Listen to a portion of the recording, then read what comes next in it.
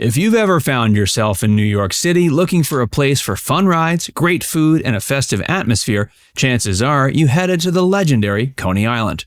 This staple of American amusement parks has been around for more than a century, and it has a long and interesting history. If you've ever been curious about where Coney Island got its name, how the Coney Island Mermaid came to be, or any other bit of fun trivia about this wonderful attraction, you're in the right place. We've packed this video full of great trivia about Coney Island that you might not know. So stick around as Facts First presents the mysterious history of Coney Island, New York. It once held a brothel in the shape of an elephant. Nope, you didn't mishear that. In 1885, a huge building in the shape of an elephant was built at the meeting of Surf Ave and West 12th Street. The elephant was 7 stories tall and built in a somewhat shady part of town. But this didn't deter the original owners, who were trying to create a shopping and entertainment center as well as a hotel to revitalize the area. So originally, there were attractions like a concert hall and a museum. To the side of those were spiral staircases that ran up the length of the elephant's legs and into the several hotel rooms up top. The man who designed the building was named James Lafferty, and he had plenty of confidence about his vision. He casually referred to it as the 8th wonder of the world, but it soon became something far from wondrous. After a few years of operation, it slowly turned into a full-on brothel, which oddly fit the vibe of the neighborhood even better. It burned down in 1896, and we're not sure that's a bad thing. No one knows where the name came from. One of the more strange facts about Coney Island is that no one is quite sure how it got its name. The prevailing theory is that since the area was settled by Dutch immigrants in the 1600s, it might be traced back to their word for rabbit, which is konijn. The story goes that when these Dutch settlers first discovered the land, they noticed it was teeming with wild bunnies, so they started referring to it simply as konijn. Before the Dutch arrived, the land was owned by the Lenape tribe, but their name for it had nothing to do with Coney or konijn. They called it Nariak, a Lenape word that translated to land without shadows. But this theory about the Dutch is just that, a theory. The true origin of Coney Island's name has yet to be proven. Cary Grant got his start at Coney Island. Cary Grant was a Hollywood legend known for being one of the top leading male actors of his time. He starred in famous movies like To Catch a Thief, Notorious, and North by Northwest. And he was known for being a suave and well-dressed celeb who played charming and lovable characters. And yet his origins as a performer included some decidedly unsuave gigs, notably as an entertainer at Coney Island. In the 1920s, Grant was hired to walk around the park in black pants, a jockey cap, and a green coat. Oh, and did we mention he did it while on 6-foot-tall stilts? Not exactly what you'd expect from a future movie star, but everyone has to start somewhere. Roller coasters were first introduced to American tourists at Coney Island. The Switchback Railway was the brainchild of an Ohio-born entrepreneur named LaMarcus Thompson. After riding an actual train, Pennsylvania's Mock Chuck Switchback Railway, Thompson had an inspiring thought that people might enjoy this type of feeling at an amusement park, and thus he began designing his ride. It was finally erected in Coney Island in June of 1884. Of course, it doesn't resemble modern roller coasters very much, but it was the precursor to all the wild and adventurous ones we have today. The Switchback Railway only went 6 miles per hour for about 600 feet, and it ran only by the pull of gravity. When the cars reached the end of the line, they were turned around and pushed back to the beginning. It was perhaps not as exciting as roller coasters became, but an important step in the amusement park world. Before we tell you more, be sure to give this video a like and subscribe to Viewcation if you haven't already. Premature Babies.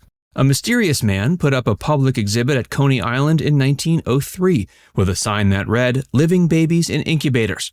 It was a sideshow, one of many that could be found in that era of Coney Island. But the thing that made Dr. Martin Cooney's sideshow different was that it may have led to, or at least popularized, the development of many of the life-saving techniques used to help premature babies today. Cooney had rows of premature babies in the exhibit lined up in incubators. They were walled off in glass cases so people couldn't get too close. He also had several doctors and nurses tending to the babies, and any parents who had their babies there were offered the medical services free of charge. The exhibition was important because it promoted Cooney's notion that premature babies weren't a lost cause. While many in the medical profession at the time considered preemies to be too weak to survive, Coney believed they needed to be cared for intensely and given a chance. Coney notably had a similar exhibition 30 years later at the Chicago World's Fair, and after it, Chicago became the first U.S. city to enact a health policy that took premature babies into account. One interesting side note is that it doesn't appear Dr. Martin Coney was an actual medical doctor. It was likely a stage name. But clearly he did a lot at his Coney Island exhibit to help the neonatal medical field. For a while, the beaches weren't open to the public. These days, the roughly 3 miles of beaches at Coney Island are a big part of the overall appeal, and tourists and locals are appreciative of the fact that they're all free and open to the public. But this wasn't always the case. In the early days of Coney Island, you had to go through a privately held bathhouse to access the oceanfront. The fee was anywhere from $0.10 to $0.25, which was a fair amount in those days, and that allowed you to spend the day on the private beach. But in 1923, the city opened the public boardwalk, and the beaches immediately became free and open to the public. Mardi Gras and Mermaids. One of the most famous attractions at Coney Island is the annual Mermaid Parade. It's been going since 1983 and was founded by Dick Zygon, who refers to himself as the mayor of Coney Island. The parade is a mix of nautical and mythical themes and is led every year by a King Neptune and a Queen Mermaid. But the options are pretty unlimited for the average person's costume. People come from all over, dressed in costumes that fit the general seafaring or magical theme. This will often include sea captains or other mermaids, and more. And sometimes you'll get an eyeful of skin from the more revealing costumes. But interestingly enough, the famous Mermaid Parade wasn't the first parade to grace the streets of Coney Island. From 1903 to 1954, the area held a huge festival that lasted a full week each year around Labor Day. It was known as the Coney Island Mardi Gras Parade. And like the other Mardi Gras we're more familiar with in New Orleans, it had plenty of music, floats, drunken revelry, and more.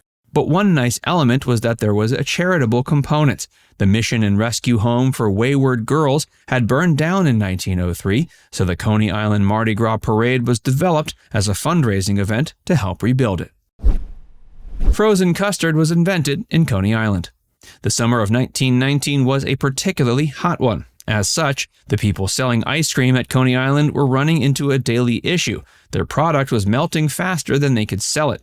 Fortunately, Archie and Elton Core, two Coney Island locals, came up with a solution. They started to add egg yolks into the mixer as they made their ice cream. This gave the concoction a higher melting point, meaning it lasted longer in the hot New York summer. This was the accidental invention of a Coney Island staple, frozen custard. Now it's time to hear from you. Have you ever been to Coney Island? Do you plan to go? Let us know in the comments section below. And before you go, make sure you give this video a like and subscribe to Viewcation if you haven't already. Click the bell icon to stay updated on all our latest content.